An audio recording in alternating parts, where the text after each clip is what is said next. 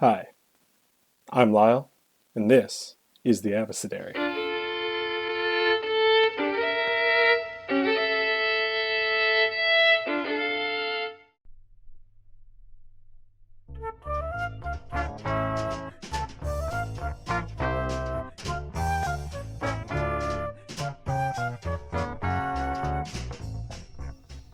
Today's word is dimple.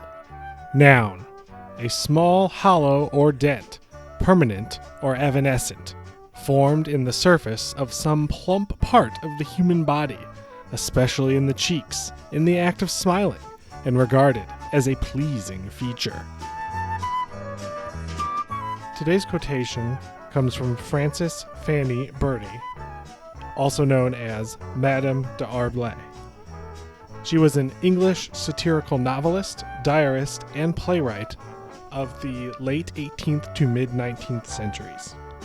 Her first novel, Evelina, was the most successful. Most of her plays went unperformed in her lifetime. The word dimple appears in her Diary and Letters of Madame d'Arblay from 1784 in the following passage. A happy home. Friday, October 8th. I set off with my dear father for Chestington, where we passed 5 days very comfortably. My father was all good humor, all himself, such as you and I mean by that word. The next day, we had the blessing of your Dover letter, and on Thursday, October 14, I arrived at dear Norbury Park at about 7 o'clock after a pleasant ride in the dark. Locke most kindly and cordially welcomed me. He came out upon the steps to receive me, and his beloved Freddie waited for me in the vestibule. Oh, with what tenderness did she take me into her bosom! I felt melted with kindness, but I could not express a joy like hers, for my heart was very full of my dearest Susan, whose image seemed before me upon the spot where we had so lately been together. They told me that Madame de Lafitte, her daughter, and Mr. Hind were in the house. But as I am now, I hope come for a long time, I did not vex at hearing this. Their first inquiries were if I had not heard from Boulogne. Saturday. I fully expected a letter, but none came. But Sunday, I depended upon one. The post, however, did not arrive before we went to church. Madame de Lafitte, seeing my sorrowful looks, good-naturedly asked Mrs. Locke what could be said about to divert a little la pauvre Mademoiselle Brenier, and proposed reading a drama of Madame de Genlis. I approved it much, preferring it greatly to conversation, and accordingly she and her daughter, each taking characters to themselves, read La Rosary de Silenci. It is a very interesting and touchingly simple little drama. I was so much pleased that they afterwards regularly read one every evening while they stayed. Next morning I went up the stairs as usual, to treat myself with a solo of impatience for the post, and at about 12 o'clock I heard Mrs. Locke stepping along the passage. I was sure of good news, for I knew, if there was bad, poor Mr. Locke would have brought it. She came in with 3 letters in her hand and 3,000 dimples in her cheeks and chin. Oh, my dear Susie, what a sight to me was your hand. I hardly cared for the letter. I hardly desired to open it. The direction alone almost satisfied me sufficiently. How did Mrs. Locke embrace me? I half kissed her to death. Oh, then came dear Mr. Locke, his eyes brighter than ever. Well, how does she do? This question forced me to open my letter. All was just as I could wish, except that I regretted the having written the day before such a lamentation. I was so congratulated. I shook hands with Mr. Locke.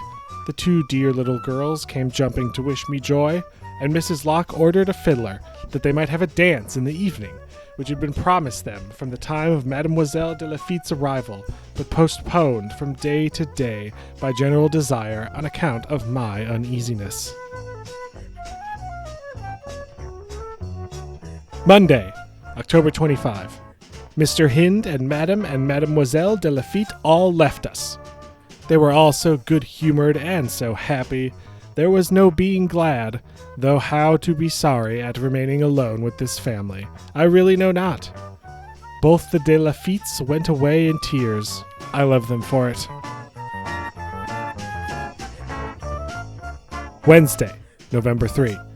This day has brought me in another sweet letter from my Susie.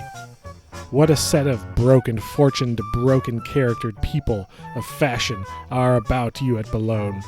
The accounts are at once curious and melancholy to me. Nothing can be more truly pleasant than our present lives. I bury all disquietudes in immediate enjoyment, an enjoyment more fitted to my secret mind than any I had ever hoped to attain.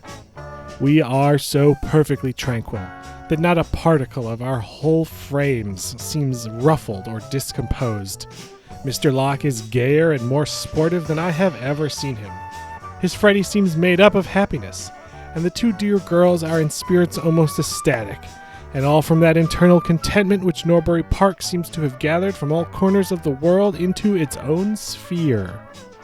Our mornings, if fine, are to ourselves, as Mr. Locke rides out. If bad, we assemble in the picture room.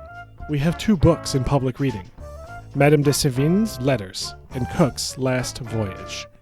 Mrs. Locke reads the French, myself the English. Our conversations, too, are such as I could almost wish to last forever. Mr. Locke has been all himself, all instruction, information, and intelligence, since we have been left alone, and the invariable sweetness as well as judgment of all he says leaves, indeed, nothing to wish. They will not let me go while I can stay, and I am now most willing to stay till I must go. The serenity of a life like this smooths the whole internal surface of the mind. My own, I assure you, begins to feel quite glossy. To see Mrs. Locke so entirely restored to total health, and to see her adoring husband loses all his torturing solicitude, while he retains his unparalleled tenderness, these are sights to anticipate, a taste of paradise, if paradise has any felicity consonant to our now ideas. Tuesday, November 9. This is Mr. William Locke's birthday. He is now 17. He came home with his brothers to keep it 3 days ago. May they all be as long-lived and as happy as they are now sweet and amiable. This sweet place is beautiful even yet, though no longer of a beauty young and blooming such as you left it. But the character of the prospect is so grand that winter cannot annihilate its charms, though it greatly diminishes them. The variety of the grounds and the striking form of the hills always afford something new to observe and contain something lasting to admire. Were I, however, in a desert, people such as these would make it gay and cheery.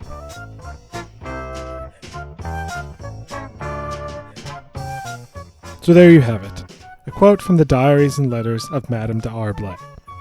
If you enjoyed this video, please like, share, subscribe, leave a comment, visit abecedarycomic.com to see more, and most importantly, smile, sweaty.